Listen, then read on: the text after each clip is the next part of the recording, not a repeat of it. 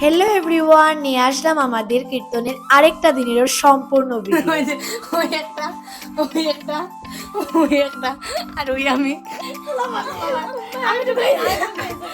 পরের দিন আমাদের কীর্তন ছিল বলে তাদেরকে আগের দিন রাতে আমার বাড়িতে নিয়ে আসি।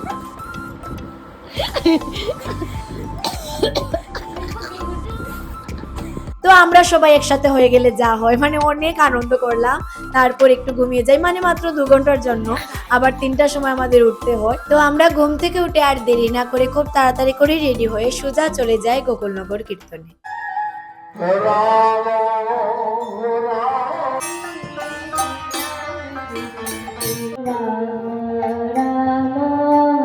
গোকুলনগর প্রথমে ভোরের আসর শেষ করে আমরা যাচ্ছিলাম আবার জলাই। অ্যাকচুয়ালি এদিন আমাদের জলাই আর গোকুলনগরে ডাবলিং কীর্তন ছিল, আর আমাদের হাতে একদমই সময় ছিল না। 8টার সময় আসর থেকে নেমে আমাদের আবার জলাই গিয়ে 10টা-12টার আসর ধরতে হতো, আর যেতেও রাস্তা দিয়ে অনেকটা সময় লাগে।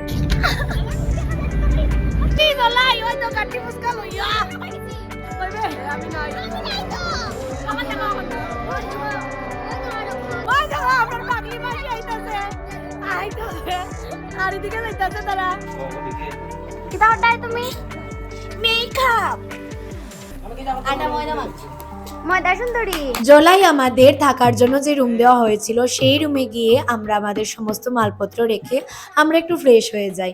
ততক্ষণে আমাদের আসরের সময় এসে পড়ে। তারপর আমরা আসরে চলে যাই, আর এটা ছিল জলাইয়ের আমাদের প্রথম আসর, মানে 10টা-12টার যে আসরটা। আসর শেষ করে আমরা খেতে বসি।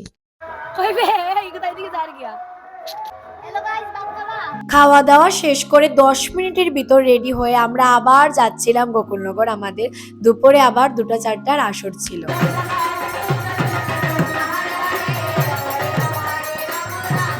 গোকুলনগরের এই দুপুরের আসর থেকে নামার পর এত গরম লেগেছিল, মানে কি বলবো। আমার যদিও ঠান্ডা খাওয়া একদমই ঠিক নয়, তা সত্ত্বেও আমি খাচ্ছিলাম না খেয়ে, মানে পারছিলামই না। তো যাই হোক, তাড়াতাড়ি করে আমরা আবার জলাই চলে যাচ্ছিলাম, কারণ জলাই আমাদের আবারও সন্ধ্যা 6টা থেকে 8টা অবধি আসর ছিল। আমরা 6টা বাজার 40 মিনিট আগে গিয়ে পৌঁছেছিলাম। তো আমাদের হাতে কিছু সময় ছিল, আর একটু খিদেও পেয়েছিল, তাই আমরা হালকা একটু টিফিন করে নিই। তারপর আর দেরি না করে আবার একটু হালকা একটু মেকআপ করে আমরা আবার আসরে চলে যাই।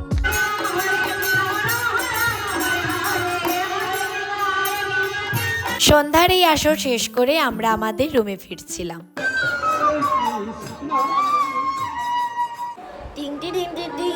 আরে কৌশিক, মাই মাই মাই, যেমন তারার চেহারা কত না সুন্দর, মাইক নজর দিলেই বা মানছে।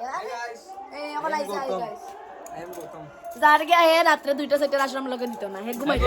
এই আসরটা দেওয়ার পর আমরা একটু ফ্রি হয়েছিলাম সারাটা দিনে, সেজন্য আমরা সবাই মিলে একটু হাঁটতে বেরিয়েছি, কারণ আমাদের এই সন্ধ্যা 6টা-8টার আসরের পর আর নেক্সট আসর ছিল রাত্র 2টা থেকে 4টা। মিডিলে আর কোনো আসর ছিল না, তো আমাদের কাছে অনেক সময় ছিল। তারপর আমরা আবারও রেডি হয়ে রাত্র 2টার আসর গিয়ে ধরছিলাম। মানে সময় যে কি করে যায় বোঝাই যায় না। কীর্তনে আসলে আমাদের ঘুম খাওয়া দাওয়া কিছুই ঠিক থাকে না।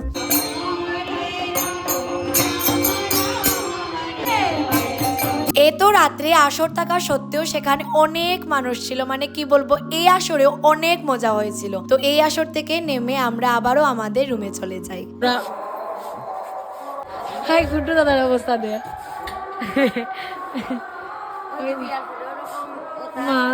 একই দিনে 2টো জায়গায় কীর্তন থাকায় আমাদের সবারই অনেক পরিশ্রম হয়েছিল।